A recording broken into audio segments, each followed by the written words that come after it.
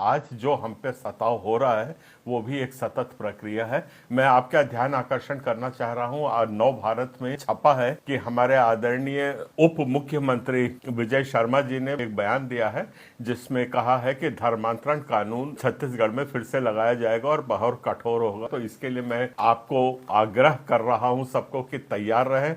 हमने जैसे 2006 में इसको रोका था वैसे ही रोकने की तैयारी के लिए अभी से हर इकाइयों से मैं आग्रह कर रहा हूं कि इस बात की चर्चा करिए। आपकी जो मंथली मीटिंग्स होती हैं उसमें सब इकाई तैयार रहे, में चर्चा करें इसकी और धर्मांतरण कानून के ऊपर बात करें। ये काफ़ी बड़ा खतरा है और जिस तरीके से कानूनी कार्रवाई होगी उसके लिए फोरम साथ काम करेगा। प्रदर्शन वगैरह भी करने की जरूरत पड़ेगी तो उसके लिए अभी से आप लोग तैयार होते जाए। जो बयान आदरणीय उप मुख्यमंत्री ने दिया है वो बहुत गलत है और कई जगह झूठ की परिधि में भी आ रहा है, इसलिए मैं आपको ये फिर से साफ कर देना चाहता हूं।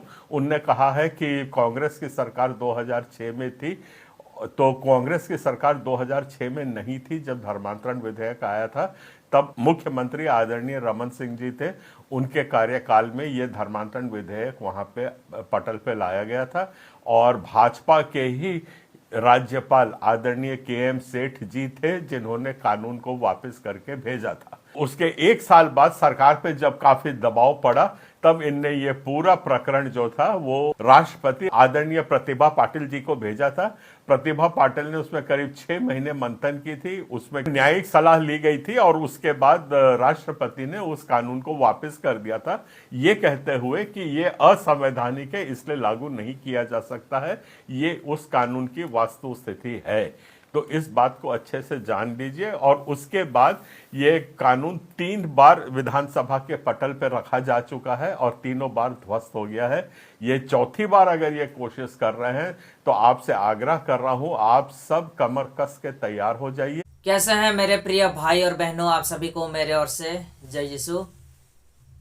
छत्तीसगढ़ में कई सालों से सरकार यही कोशिश करते आ रहा है कि कैसे हम लोग धर्म परिवर्तन को रोकें और लोगों को प्रभु यीशु मसीह के बारे में जानने के लिए उसके ऊपर विश्वास करने से हम लोग कैसे रोकें।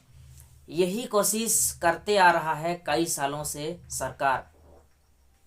जैसे कि अरुण पन्ना लाल जी ने बताया कि 2006 में भी सरकार यही प्रयास किया था कि जिस प्रकार से धर्म परिवर्तन हो रहा है उसको रोका जाए और उसके लिए एक नया कानून व्यवस्था भी लाया गया था, लेकिन वो सफल नहीं हो पाया। अंत में वो रद्द हो गया। दोस्तों, मैं थोड़ा सा आप लोगों को एक छोटा सा वचन के माध्यम से बता दूं दोस्तों कि संत मत्ती लिखित सुसमाचार का अध्याय 28 का 20 में वचन यह कहता है कि यदि आप लोग मेरे शिक्षाओं को लोगों तक पहुंचाओगे और यदि आप लोग मेरे शिक्षाओं को लोगों तक पहुंचाओगे, मैंने आप लोगों को जो शिक्षा दिए हैं वही शिक्षा यदि आप लोग लोगों को दोगे और मेरे आज्ञाओं का पालन करना सिखाओगे तो मैं आप लोगों के साथ में इस संसार के अंत तक रहूंगा। हम लोग जब तक इस संसार में रहेंगे तब तक हमारे साथ रहेंगे। यीशु मसीह का वचन जीवित वचन है। यीशु मसीह का एक एक वचन उसी व्यक्ति का जीवन में लागू होता है जो व्यक्ति यीशु मसीह का शिक्षाओं को ग्रहण करता है, उसका आज्ञाओं का पालन करता है। उसी व्यक्ति का जीवन में यीशु मसीह का एक एक वचन लागू होता है, एक एक वचन कार्य करता है, क्योंकि यीशु मसीह का वचन जीवित वचन है दोस्तों। इसलिए धर्म परिवर्तन के खिलाफ में 2006 में एक कानून भी लाया गया था, लेकिन वो रद्द हो गया। क्यों?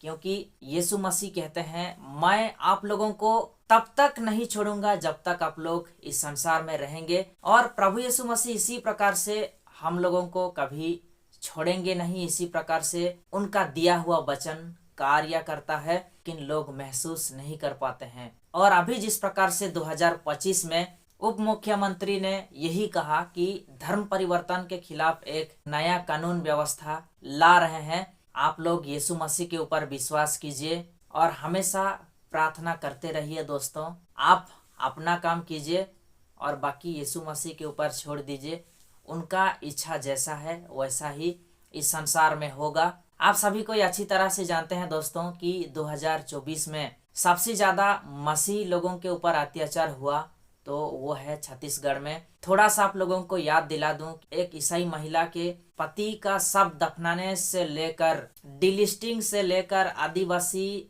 लोग जो लोग ईसाई धर्म में कन्वर्ट हुए हैं उनका जातिगत पहचान खत्म करने से लेकर शव दफनाने से लेकर दोस्तों कई सारे अत्याचार छत्तीसगढ़ में हुआ। सबसे ज्यादा जिन लोगों के ऊपर भी अत्याचार हुआ, जिन लोगों के ऊपर भी सताव हुआ, क्या वो लोग प्रभु यीशु मसीह को छोड़ दिए? बिल्कुल नहीं दोस्तों। लोग आज के समय में हर कोई व्यक्ति चाहता है कि जिस धर्म में मेरे को विश्वास है, जहाँ पे मेरे को सही लगता है उसी जगह पे जाऊं और मैं अपना स्वेच्छा के अनुसार जाऊं। ना तो उसको कोई जबरदस्ती करता है, ना तो उसको कोई बहकाता है, ना ही उसको कोई लालच देता है। दोस्तों आज आप लोग पूरा देश का कहीं भी किसी भी जगह पे किसी को भी उठा के देख लो, कोई भी व्यक्ति का मुंह से ऐसा एक शब्द भी नहीं निकलेगा कि उसको कोई धर्म परिवर्तन करने के लिए या फिर मन परिवर्तन करने के लिए उसको कोई ललकारा, कोई लालच दिया, प्रलोभन दिया। बिल्कुल नहीं दोस्तों।